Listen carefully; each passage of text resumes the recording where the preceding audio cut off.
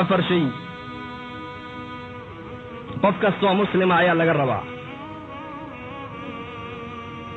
إنو إيمانك سيل الصدو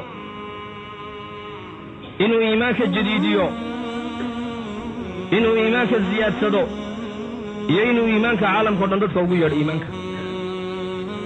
دين تادا إلى الصو دين تادا مرول بعصبوني سيسو دين تادا برو دين تن عالم كودن با إلهي ugu talagale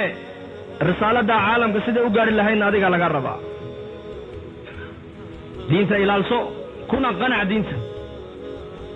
ku qanac sayyidina Umar radiyallahu anhu ayaa nin yahuudi oo saaxiibi ay yihiin oo reer bani Quraydu Madiina ku soo maray kalimaad diintii nabi Muuse kamida ayuu ka soo qoray wuxuu soo galay masaajidkii nabiga kaleey salaatu wassalaam Abdullah ibn Thabit iyo nabiga wada fadhiyay buu yimiday ala araduha alayka ya rasuulullah ya rasuulullah ma ku bandhiga nin reer bani Quraydo saaxiiban hayban kalimaad tawraada ka soo qoree fataghayyara wajhu an-nabiy alayhi salatu wassalaam midabkii nabiga isbedelay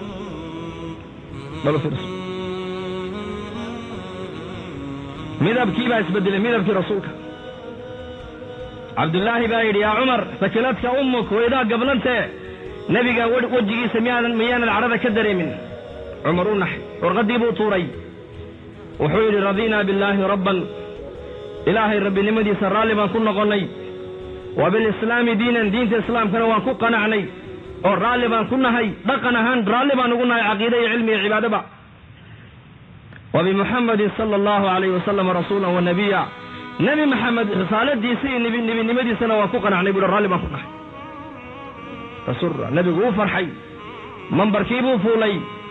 وحوي النبي عليه الصلاة والسلام اسمع يا أخي دقيسو دادان دوحبا هين والله اسكوه كيسيو دادكين اسكوه كيسيان اسكدايه انظر هذا النبي وقال عليه الصلاة والسلام لو أصبح موسى فيكم ثم اتبعتموه وتركتموني لضللتم بولي هذه ما أنت النبي موسى وندح من لها أنا وندح تاغن وأدي سجر راعي لها يدين واضح الله دين برسولكم يدي أنتم حظي من الأمم وأنا حظكم من النبيين نصيب أياديتهم برو مده أكه لي نصيب أيان إني هاي برو النبي دي أكه شيء برسولكم هدي النبي موسى ما أنتم إيمان لها وشريعة دي في التوراة لا إيمان لها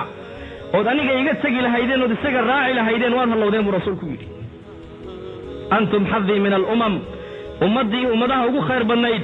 أمد أبورتانك أمدها وجو دنبيسا جنة قلتانك وجو الرئيسا ومدى الجنة انت بندقيس ما دام وتهين نصيب ايا نقول لابو النبي يقول نصيب كي كيسي ما دامنا نقولها هي نبقي النبي وقدم بيي امامك انبياء ما دامنا هي نصيب ايا يقول هشام برسولك عليه الصلاه والسلام الشريعه دي دينتي دي من لديدا هي السنه دي طريقه دي كو قنع برسولك عليه الصلاه والسلام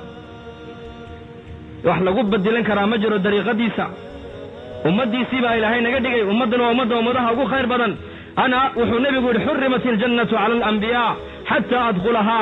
jannada nabiyada gali maayana waa laga xarimay illa anu aan ka galamahine wa hurrimatil jannatu ala al umam hatta tadkhula ummati ummaduhuna jannada gali maayaan illa ummadaydu ay gasho maahine قبورها أي نبي زيارة بقيع مركز أدعيي وديت له أني رأيت إخواني وحان جعل هذا يقولون جعل سنها إنه ولا لها أركلها أصحابته عيكور هذين أولسنا إخوانك لأنك ولا لها هين لا أنتم أصحابي إنكم أصحاب طيباتهين ولا لها يوكو عني قد بديه من دونا أي الرومين دونا يكو عني يارك برسولكم سيدو قرندون تا صحابة وحيد هذين دكاس ما بل أركين هذوكو يكون كما يارك سيدو قرندون تا قيامها halkay wajiga dhuka dhigayeen ee weysada marinayeen oo iftiimaysa ayay banka hawdka ugu iman doonaan buu rasuulku yiri 120 saf ayaa jannada galaysa buu nabigu yiri dadka ahlu jannuhu waa 120 saf 8 saf baa ummadayda buu rasuulku yiri atardawna an takunu ruba ahli aljanna qulna bala abdullah ibn mas'ud bayri nabiga maalina uu riyo wuxuu nagu yiri raalima kuntihiin ummadaha marka loo qaybiyo afar qaybood dadka jannada galaya afar marka loo qaybiyo qaybna noqotaan raalima kuntihiin asxaabtu waxay yiraahdeen ha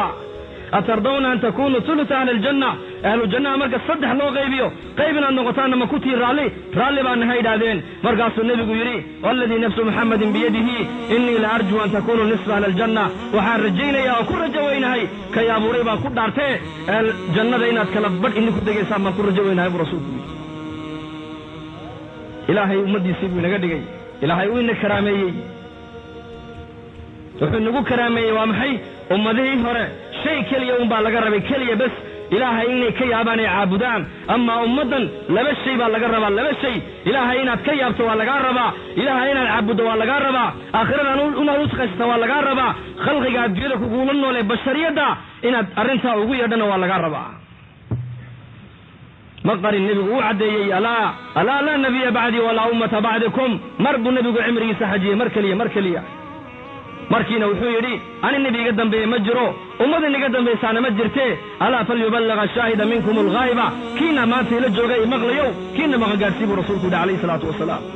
balliquu canii adduu canii raximakum allah allah inii naxariistee ammaanadaa qaadoo caalamka iga gaadhsiiya allaahuma ansur man nasara diina muxamed ilaahaw ninkii diintayda u gargaar buu rasuulku yidhi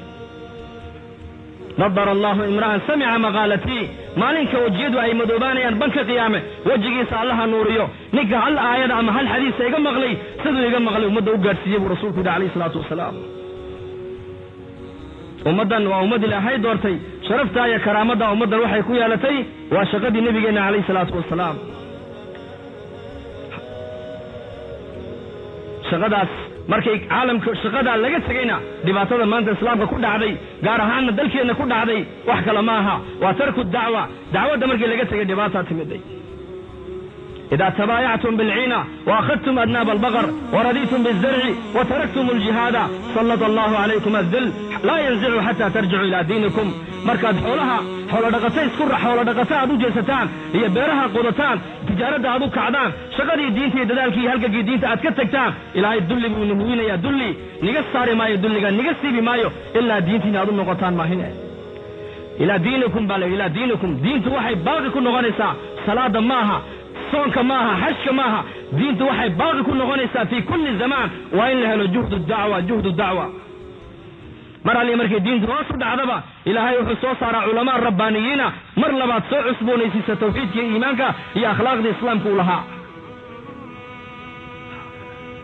ninka muadinka markuu eedaamaya buu rasuulku yidhi shaydaanku qofka uu ka baxaa 16 mayl buu sii socdaa isagoo xagga dambe naqas ka sii daynaya markuu muadinku aadaanka dhameeyana uu soo laamaa qofka ayuu soo galaa iqaamadda marka lagu dhigtana shaydaanku uu baxsadaa markay iqaamaddu dhamaatana qofku soo galaa salaadiisii iyo qofkii buu kala dhex maraa wixii uu iloobay buu xasuusiyaa ilaa qofku ka garan waayo wuxuu tukadayba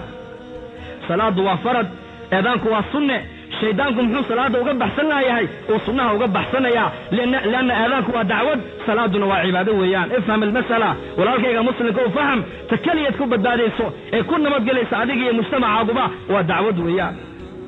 cumar ma mara buu nebigu yidhi tog shaydaanna toga kaluu ka sii wacdaa lianna cumar saaxibulxaq buu ahaa saaxibulxaq shaydaanku kama cabsoonaya cibaadada iyo salaade shaydaanku waxa ka cabsoonaya waa aadaanka allahumma rabb hadhihi ad-da'wati at-tamma lana aadaanku waa dacwad dhamaystiran weeyaan sidaa darteed haddaan doonayna inaan badbaadno falamma nasuu ma dhukiru bihi anjayna alladhina yanhawna 'ani as-suu dacwadda maxaa kaloo lagu helayaa fasaadka dhacaya cuquubada imanaysa ninka daaciga ee diinta ka shaqeeya way u badbaadaya imaam Bukhari kitaabkiisa wuxuu ku soo saaray nabiga calayhi salaatu wasalaam ayaa yidhi qaryad baa ilaahay u soo diray malag soo halaag baa laga yidhi qaryadda soo halaag malagii markuu yimiday wuxuu arkay nin saalix oo caabida oo ilaahay si fiican cilaaqo ula leh markaasuu yaa rabbi yidhi qaryaddan aad igu tiri soo halaag addoon saalix oo caabida ku jiray waa sidee ilaahay wuxuu yidhi fabda bihi cadaabka xaggiisa ka bilaab lam yata'ammar wajhu saa'atan fiya dadka aniga yaasinaya gheyrkii caabudaya ee macsiyada dhex dabaalanaya hal mar kaliya wajigiisu kama doorsoomin oo kama murugoone cuquubadii cadaabka xaggiisa ka bilaab balay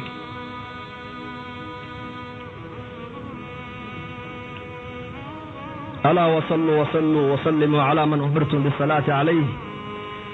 فقد قال الله تبارك وتعالى إن الله وملائكته يصلون على النبي يا أيها الذين آمنوا صلوا عليه وسلموا تسليما